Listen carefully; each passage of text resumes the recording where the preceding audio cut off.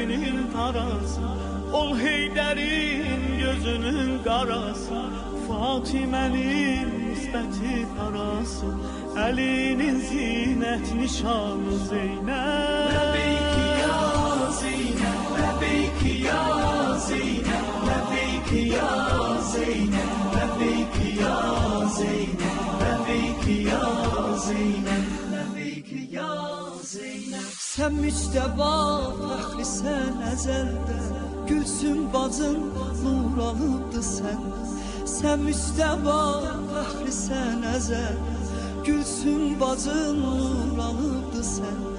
İsmətlisən, Abbasa şərəfsən, Hüseyn tacı mehribanı Zeynəb. Ləbeyki ya Zeynəb, ləbeyki ya Zeynəb, ləbeyki ya Zeynəb, ləbeyki ya Zeynəb, ləbeyki ya Zeynəb, ləbeyki ya Zeynəb. Ey Kərbəla qəhrəmanı Zeynəb, ey Kərbəla qəhrəmanı Zeynəb, ey Heydərin cismi canı Zeynəb, ey Heydərin cismi canı Zeynəb.